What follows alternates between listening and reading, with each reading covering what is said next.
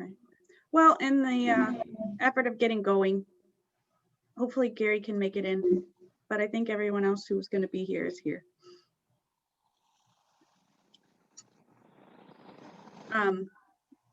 If I don't know where the noise is coming from, but there's some feedback. So if you guys can mute until you want to talk, that might be good. Oh, Joyce, I think it was you because it just disappeared. So I talked with Doug yesterday trying to figure out what we should talk about today, because we do have some good news. We have the Eric's revised comp plan in hand, but neither Doug nor I have had a chance to look at it yet, and I didn't want to send it out last night to everybody and say, hey, read it so we can talk about it in the morning. So I have to go and get it, and I'll share that with everybody. And give you all at least a week to take a look at it, and then we can get back together and discuss it. But we do have it, so I know he worked hard to get that back to us. So that's the good news on that.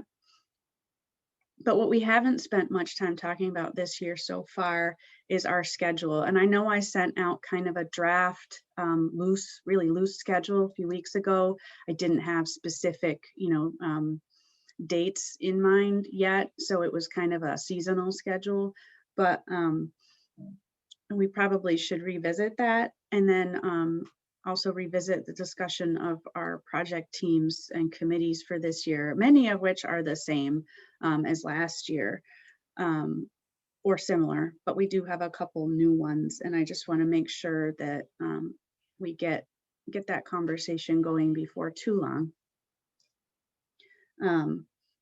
And we have a couple other things to talk about after that with the Environmental Conservation Board and the Environmental Committee. But just looking back at the 2021 goals that the town board passed in the fall, the project teams that we have that are new is just one. It's the housing group that we had talked about last year, deciding that we need an actual dedicated group of people to talk about that. We did have a couple people in mind. I know one of our town board members, Jared Simpson, might be interested in joining that. Eric had also talked about one of the local organizations who works with helping people find housing, was interested in being a part of it. I can't remember what the name of that group is, but I have the email. I saved it from Eric, so we can reach out to them. And then, we may need to share that information with the public and see if we can get some other people on board, or just to let people know we're getting that started, and then I'll try and get them going. The rest of the teams are not new, although the Signs Committee will be practically new because they only met a couple times last year.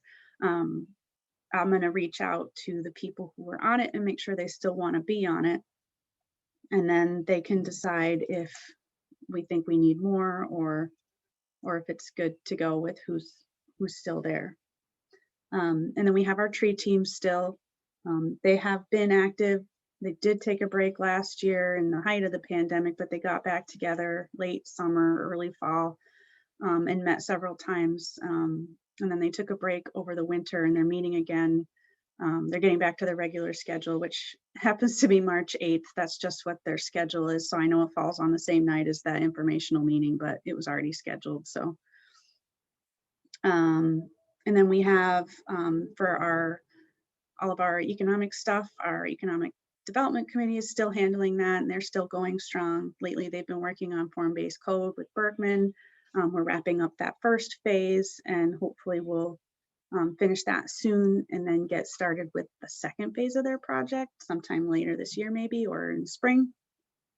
Our other group is the conservation easement team that got started last year. They also took a bit of a break, but they did meet a few times, and their focus has been with Labella working on the conservation subdivision code revisions. So I think they'll be getting back on the schedule in the next few weeks or a month or so to regroup after the winter with that. That one in particular, I think that that one we need to make sure that we're trying to move that along.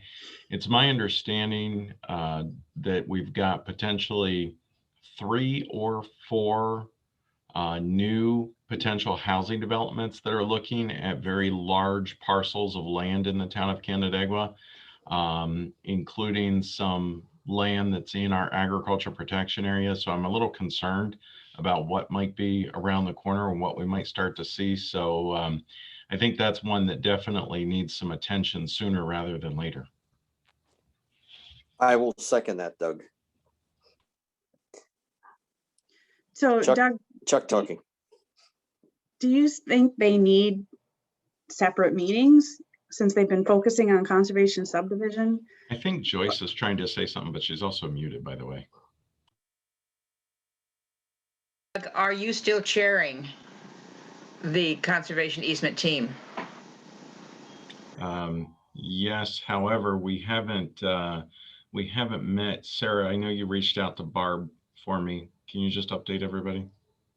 Yeah, Barbara Johnson had to take a leave of absence from Labella for a couple of months over the winter. So she is just getting back into work for us now. So she is preparing the draft of for the conservation subdivision code revisions and is supposed to get that to us sometime soon for that team to get going on that. But that was my only question is we're still working on that. Does that team need to have a second meeting to focus on you know what you're talking about, like upcoming projects, instead of just focusing on conservation subdivision? Because I would, you know, that could take several more meetings.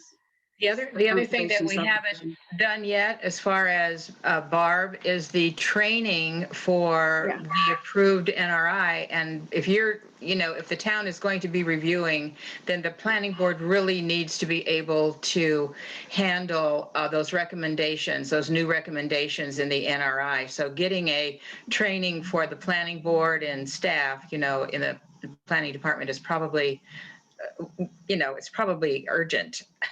I don't know how soon these, you know, these applicants will be coming in, but there's a lot of protections in there that the planning board could apply right now because it's already an approved document instead of conservation subdivision design changes. Yeah, and she and I talked about that, and we thought that probably the best way to do it is use our Zoom account, and she can do set it up kind of like a presentation, and that way it can be recorded, and then we can have people attend the Lyme meeting if we want, but we'll have it, and then all the boards can use it and watch it, and we don't have to try and get everybody there on the same date and time, which is always nearly impossible.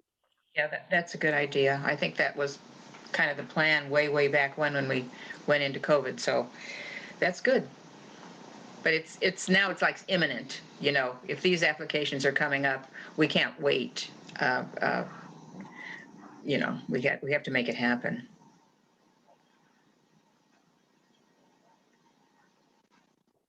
I'm supposed to touch base with her soon, so I'll put that on the list, and maybe I can just get a time scheduled that works for her. And if people can come, fine. If they can't, we'll just make sure that that link is shared far and wide. And I would suggest that, you know, the town offers some kind of training credits and kind of incentivize people attending. That might be helpful too.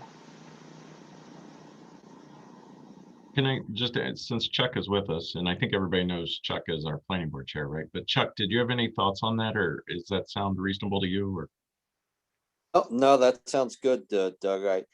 I know we've been holding our own as far as treading water with both the NRI. I think we're familiar enough that we're able to get by and move on with it, but it would be good to have that training at some point in the near future.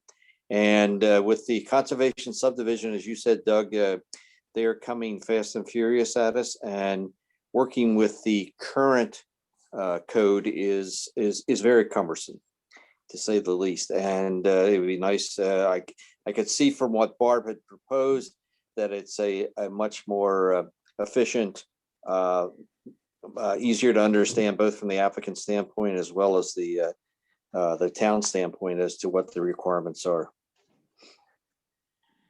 So we look forward to that being done. But as far as the NRI, I agree with Joyce. I think a joint Zoom meeting would work well.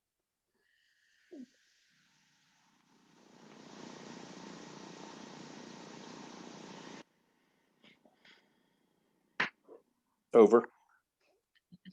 I'm just writing a few notes. Thank you. You know, I think that's one of the things that we experienced this past year that may have been associated in part to the pandemic situation. Increased demand, real estate values have gone up. We've seen that across the board. Houses are selling for over asking price pretty routinely. And there's also, and Pat can certainly attest to this, but there is a demand from developers. They're looking for new places to build houses. And so they're looking at a variety of different areas around the town of Canandaigua. Some areas, honestly, where I'm not so sure we want housing developments, but you know, that goes back to, you know, shame on us. For years, we've been saying, hey, we got to do something with the strategic farmland protection area or the strategic forest protection area. And we haven't ever really put some teeth into it yet. So, And I think that the affordability of housing units is also an issue now. We've been talking about that, our comp plan, and gone through the comp plan and all this kinds of stuff in preparation for something like this. And if we've got 4 at least applications there, I'm wondering if any of them are affordable housing. If not, why not? We have to take up that conversation too pretty soon. yeah, it's definitely related. You know, one of the things that I even I had a conversation, Jared, as you probably are aware, he's very interested in working to promote affordable housing and define what that is. I think there's a variety of different ways to do that. But, you know, one of the things, you know, we in our current comprehensive plan, there's a goal that says something to the effect of, I'm going to paraphrase, make Canandaigua livable and affordable for people of all ages and abilities, something to that effect. And I think there's some similar language in the proposed comprehensive plan. And then we have developers that are looking for basically things like bonus density. And so what I said to him is really there's no reason why we can't look at things like our town, so that section of the town code and say, okay, if you're going to request that, Mr. Developer, show us how you are achieving the town's comprehensive plans, for instance, relative to affordable and accessible for people of all ages and abilities. You know, so there's some things that we could be doing like that. I think we have to. That is probably, I wouldn't say it's the weakest criteria, but because we've had guidelines before, like on the shoreline and ridge lines and things like that. And, you know, and developers and applicants can get by those kinds of things with a very smartly worded, you know, statement. So we do have to be a little bit, I think anyway, a little bit more forceful when we're taking that into consideration, because it's, you know, it's kind of a weak stance, not the weakest, but we should have code to back it up.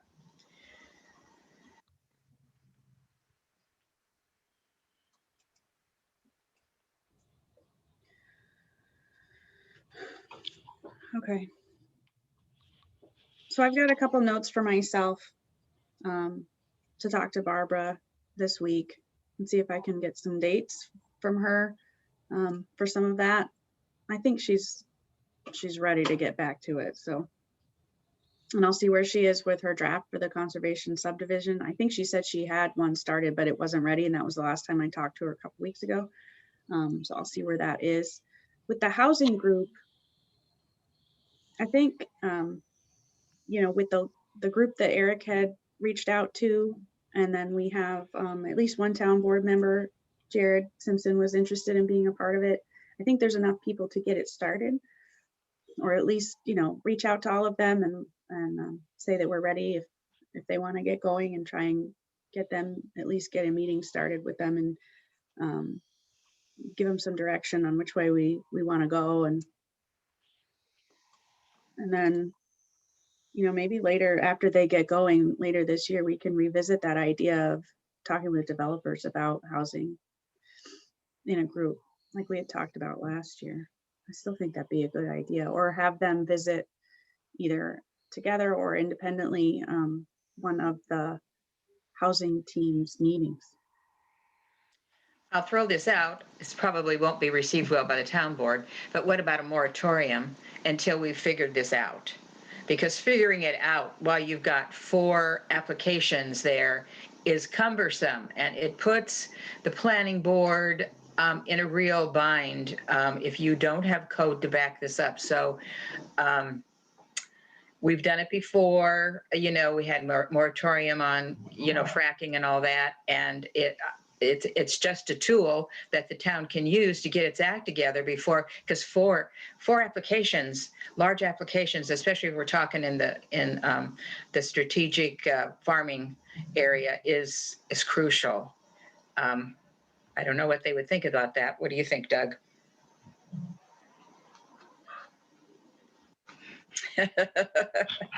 Huh? That's a great question, Joyce. I I mean, don't. we have to do something here, or else we're going to wind up. We haven't got our ducks all in a row yet, and I think we're coming to a crunch time here. With development, the housing, you know, the affordability, and then just the numbers of other housing could be problematic for our protection areas. For sure, there could be an issue. I believe if the applications have been made, the moratorium has no bearing. You know, so a moratorium, if that was the route that the board decided to go, would need to go in place before any application is made. Otherwise, it wouldn't stop it. It's my understanding is the way that works. You know, I think there's a lot of questions before you go down the road of a moratorium, because that's kind of like, you know, from the football analogy, that's the coach throwing the red flag from the sideline, right? And that stops everything, you know. I don't know that we have all the answers and everything yet before we go down that road. I think one of the first things we need to know, Sarah, really is we need to know from Barbara Johnson where things are at. Is that close to getting going? I think they would probably, I'm gonna make an assumption that they would rather do things from a legislative perspective than throw in the red flag from the sideline type thing, if at all possible. Yeah, that's the best possible thing that could happen, is that we have code for the boards to work with. But great. How long will it take though for the town board to actually go through a code, a conservation code, all the boards to go through recommending? You know, that's months away, even if she got it to us tomorrow. So it's just a thought. If you have a housing committee, would they be tasked with coming up with ideas for code? My concern with the housing committee is that in order to provide affordable housing, we really need to explore all options, not just the options that we're currently familiar with in the town and city of Canandaigua. And we need to think outside the box. You know, we cannot be stuck in this rut of I'm not going to cite any examples, but in this rut. And honestly, you know, I look at Farmington and they're in a rut, frankly. They have housing here, housing there. I think we need to be choosier in what we do. And if that requires changing code, you know, we need to do it now. We need to do it now, because affordable housing, once this pandemic is over, it's going to be a critical factor in our ability to grow economically and throughout the area. We have to be able, if we, Oksana's here, if we want to grow economic development in Ontario County, Town of Canandaigua, City of Canandaigua, we need to be able to offer housing affordable to the people that are going to work at the jobs and the businesses that we bring forward.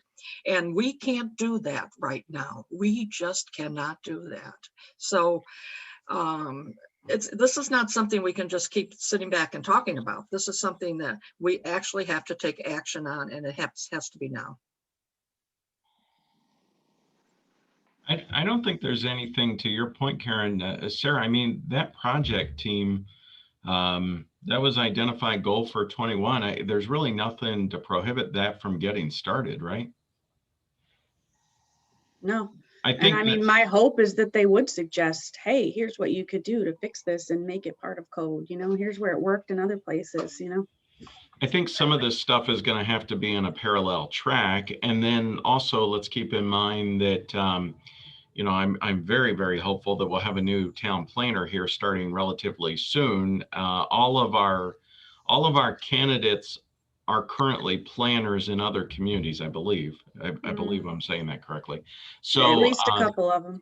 yeah, so they bring experience. So I'm hoping that, you know, maybe they can bring some fresh perspectives and some fresh ideas. Originally, I was kind of thinking, you know, it'd be great to wait until the new planner gets established and let the new planner, whoever that is, help lead. But I don't think time is on our side. I think we got to get it going.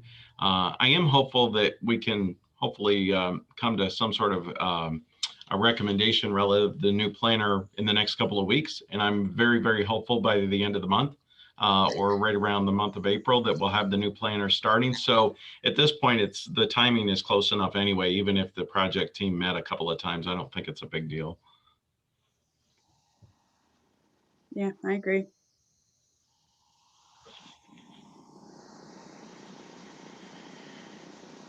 All right. So what do we have to do to get a project team established? What we've done in the past is we send out, you know, a big email saying, hey, we have all these volunteer opportunities, who wants to be involved? But like I said before, we already have an identified group that does this, who Good. said they wanted to be involved. And I feel like starting with that, plus people we already know who want to be a part of it, might be okay. Not that we wouldn't also advertise, because, you know, we just need to. But, you know, I think we have a core group to at least that has experience that can help, you know, lead the conversation. And Jared would act as the town board liaison to the group? Or the chair. Or I the don't chair? know. I just know he wants to be involved. That's all I know. I don't know. I can't remember whether, anyway, when you get that project team, I would be eager to participate in that. Karen, I hope you would too. I know you have, you know, you've worked in the industry, you know a lot of the information that we need to go and get. And I think that would be very helpful for a new committee. I know you've got a lot on your plate, not only in the town, but in the county and all over. So, but, you know, I think that the committee could certainly benefit from, you know, some of your suggestions and insights. I would be interested. The thing I am not familiar with is code. And there's a definite need on that committee for someone who is familiar with code and how we can add or change code to accommodate the type of housing we anticipate in this area. Obviously, when the new planner comes on board, you know, he'll have to, you know, be that person. But they're sure, you know, we got Doug, we got Chuck, you know, we have others who could help us out with the code, I think. I'm not good with gibberish language, and when I look at code, that's what I see. I love gibberish. I figured you would, Chuck. You're real good at gibberish. I usually talk that way. We noticed, yeah. All right, so Sarah, it sounds like based on this conversation, the CIC is ready to get their project team going on affordable housing. So maybe we can help get the ball, start rolling it down the hill at least, and see where it goes. Yeah. Agreed. All right. If you guys don't mind, I'm going to share my screen and pull up that schedule I kind of looked at, and just so I can get an idea of what we want to plan for the next several meetings. I think, Doug, do you think we can go ahead and share the comp plan draft, or did you want to go over it? No, go ahead. I'm not going to have time the next couple of days, but go ahead. Okay, so that was what I was thinking for next week, since I have it in hand now, or I mean, I know where it is. I have to go get it, but I can share that with you guys today. And then, I mean, you've all seen it before, so, you know, most of it's not going to be new, but the things we had talked about and the things that the other committees had talked about have all been accounted for now. So we can kind of go back through it, I think, without having to, you know, read word for word the whole thing. So I can get that, hold on, I'm sharing my screen, to everybody in time for next week.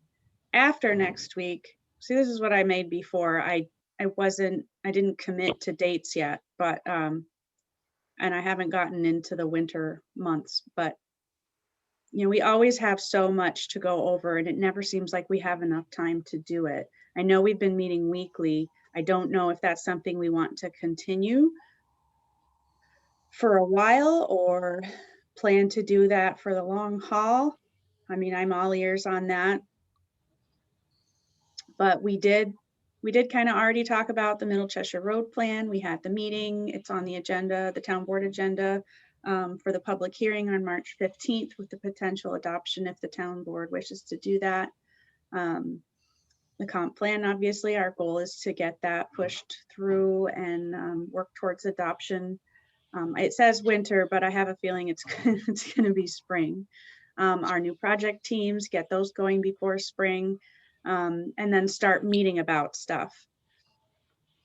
So, you know, it does show on here that our housing group, the goal is to get them started now, and get everybody else back to meeting. And I would like to talk about all these things coming in the spring. So I guess that's kind of my question. Do we need to keep meeting weekly? Or do we want to try and go back to twice a month? I have gotten used to this weekly schedule. So I mean, personally, I'm open to that if we think we need it, but I don't know. What do you think, Doug?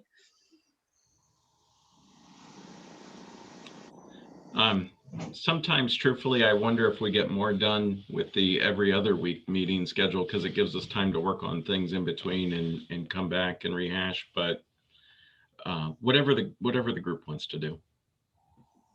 I'm kind of for the other, you know, twice a monthly kind of thing, because once these teams get going, I think some of us will be on those other teams. And, Yeah. You know, and that's, you know, you have to take that in consideration. We've got the signage team coming up. There's a couple of us on that. You know, there's going to be the housing team. You know, these are new teams and they'll need, or relatively new anyway. And so they'll need some, you know, some energy from the people, you know, from the CIC participants. But that's just I'm willing to do whatever the majority would like. I think those are good points. Yeah.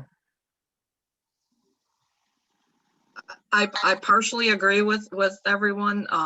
Or an alternative would be to meet the first 3 Tuesdays of the month, leave the last Tuesday. Sometimes there's, you know, 5 Tuesdays, and that would leave time to do planning and research and stuff like that. But I'm okay with every the first and third Tuesdays like we have been.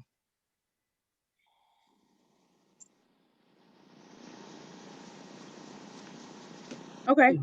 Is there any idea as to when we can meet in person again? Meetings? I mean, this is great. It works great when we can get on, but I just feel so disassociated from everybody. You know, there's good conversation going on. We There's need a to have lot our of coffee and donuts. That's what we need. Okay. We need to have our coffee and donuts. We'll feel like the CIC again. Yeah. I would say that generally we'll need to follow the lead of the town board. For the time being, everything is still remotely. The governor has extended the executive order relative to remote meetings through the end of March anyway. You know, I would have to make, and again, this is me making an assumption, as we get closer to Memorial Day, there might be a little bit more discussion relative to things starting to return to normal as more and more people are able to get the vaccine and feel a little safer. But on the other hand, I also think that we're going to see for quite a long period of time, probably hybrid meetings where those that feel comfortable coming in person are able to do it in person, and those that wish to remain remote would remain remote. So. Yeah, I agree with that. I've gotten requests from people to still be able to have the remote option even when we do go back in person. Mhm.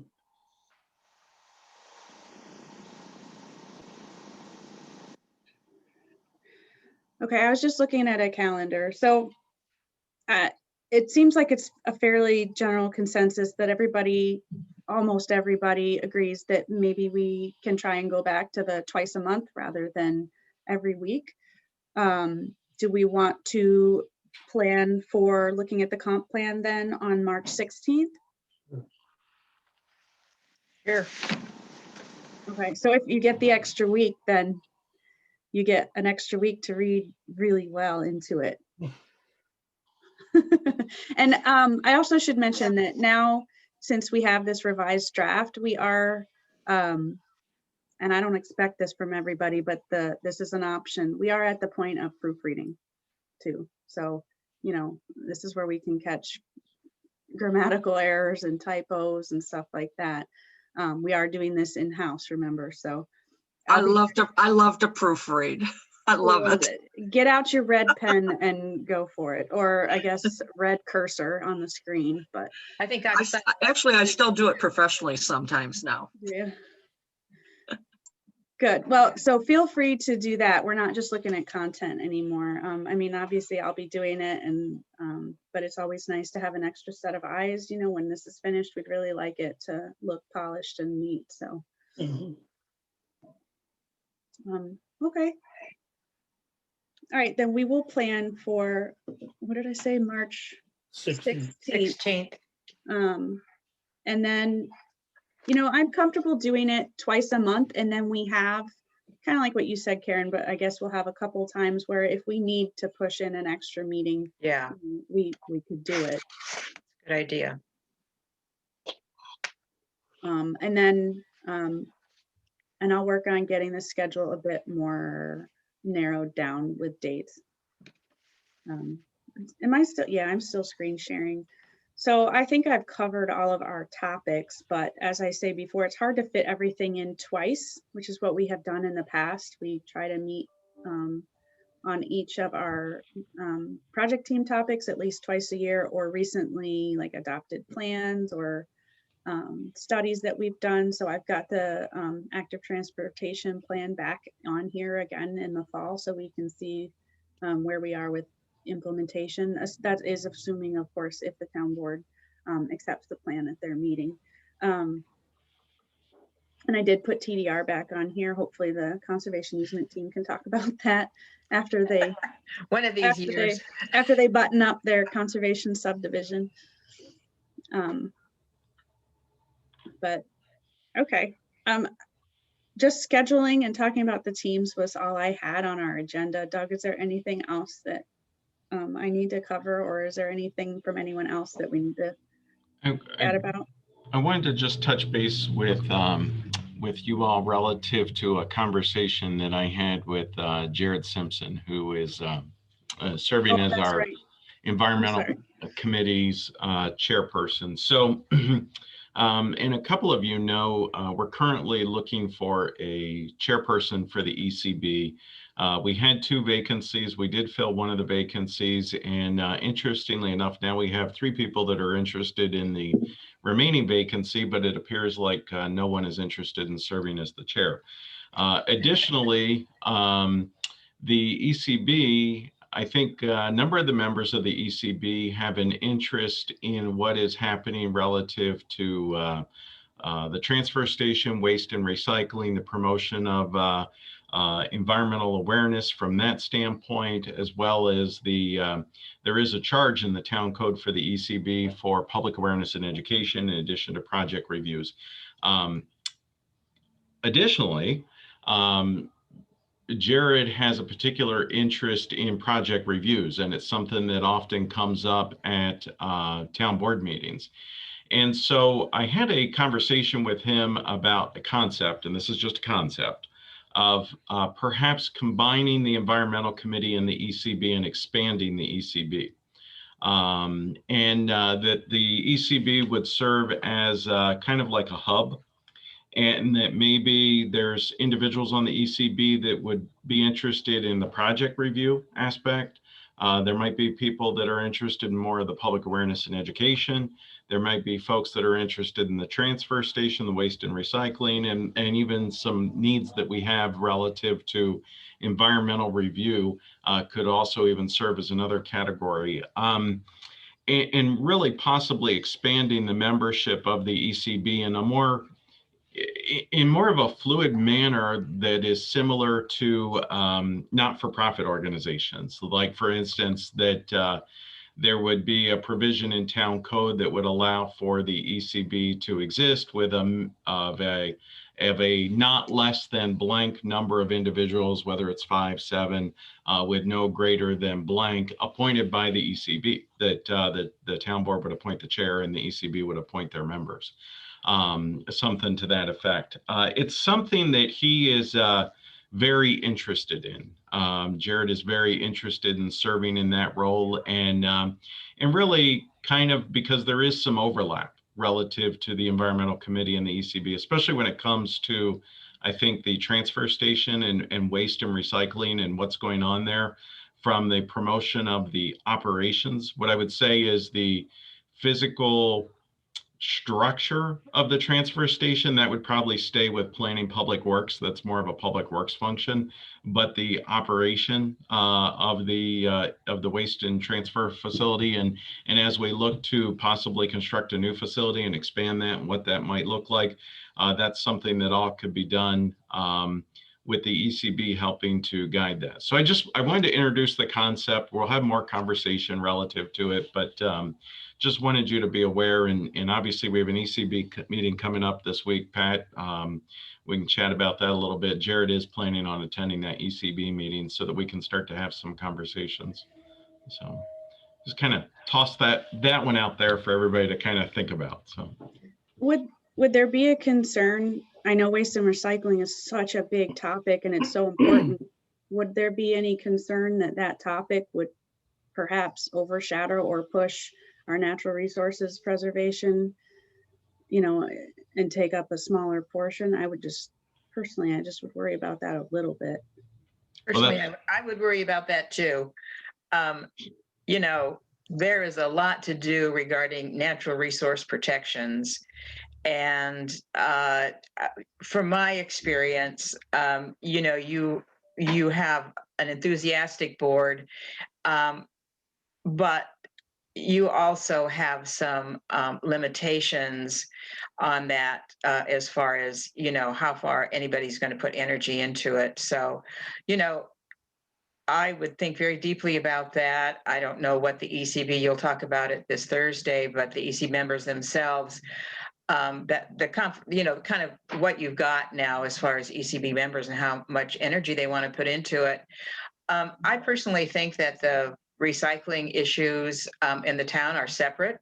I don't see recycling being a natural resource in a sense that we have so much to consider as far as our natural resources. We're just getting into it now. And the other thing is that education is an area that could be expanded just with natural resource protections. There's a lot of education that's needed for recycling also. I think it would be stretching the ECB very, very thin, and that's a big job for a chair. That's all I'm saying. That's what I experience. It's a big job for a chair to, leap between all of those initiatives. Even if they're broken out, for instance, project teams, and even if you had, for instance, maybe the ECB, I'm just going to throw a number, maybe it's 15 members, and maybe there's 5 members assigned to 3 different categories. Sure, that would be great. Smaller committees who are working on projects, I think that's a good way to get things done. I'm talking about the chairmanship here. That chairmanship is going to be that's going to be a position. That's not just something that, someone to say, gee, I think I'll do this in my spare time. That would be running 5 different groups, not one, not an ECB, but 5 different groups. And that's going to take some staff coordination. But anyway, maybe you'll find someone who would want to broach all that and really dig into it on a foot. I mean, I'm talking about, someone who's going to spend a lot of hours a week trying to, run that. The good news is we have, we'll have a new planner coming in. The other good news, I think that if the chair is a town board member, there's a natural continuity between it and providing information back and forth. And then we also have a new secretary that we'll be introducing to the ECB, which is fantastic also, that'll be able to write reports and provide some additional support. So Joyce, I know that those are some of the things, unfortunately, you didn't have, obviously, as the chair, and a lot of that fell on you, but that's why we're just trying to relook at everything. There's no right or wrong answer, just kind of trying to put all the cards in the middle of the table and see, hey, what makes the most sense? Yeah. I kind of like the idea of the subcommittees or teams or whatever they would be called. I mean, if it's a bigger overall ECB that has subcommittees, maybe they could get more done. Yeah, that's true. That is true. I'm just talking from the administrative part of that. Yeah. Smaller teams, dedicated smaller teams can get a whole lot done, especially if they have some anonymity where they can do what they want to do. They can, their goal is get it out on Facebook. Okay, let's do a Facebook thing, or get it out in the newsprint, or, whatever it is. Sure, I think that's a great idea. But I know that administering or different groups like that person is going to have to be involved in each one of those groups. Not only that, but going to be involved in what's ever happening in the town. Could also, Go ahead, Chuck.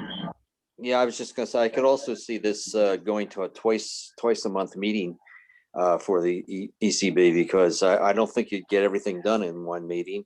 Yeah. And I'm concerned about diluting the review process the ECB does. And I know the planning board really looks forward to the reports from the ECB regarding applications. And I wouldn't want to see that in any way minimized by being focused on too many other items.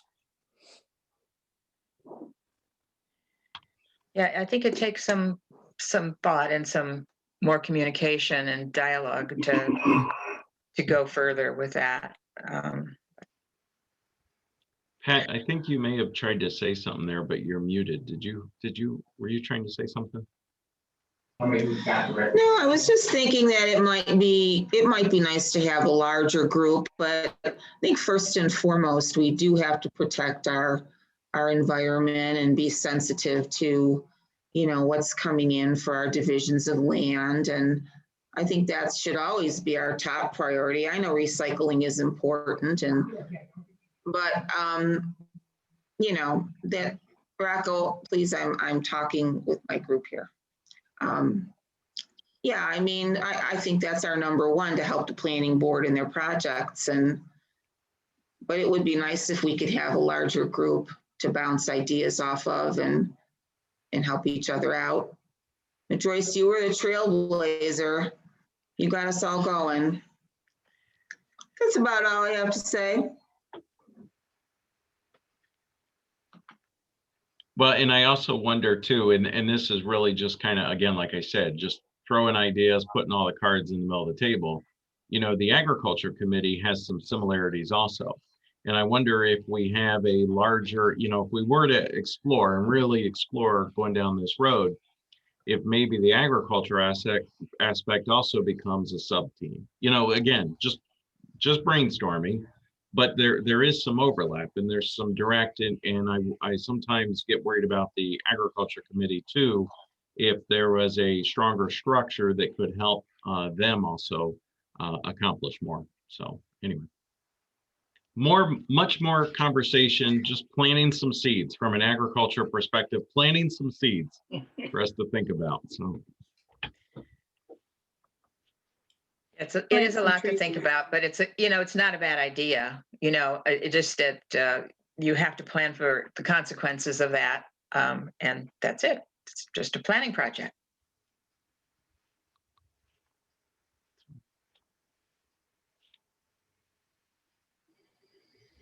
okay, there, I don't have anything else. No, I don't either. I almost forgot about that part and I didn't even write it down. Well, I have a hard stop at 10. So is there anything else anyone wanted to talk about? Just remember for next week, it's the same meeting ID and password that we've been using for the last couple of months. That register link is just what Zoom gives me, but I was able to pull a link right out from this live meeting, and I imagine that would be the same one. I sent it to everybody, so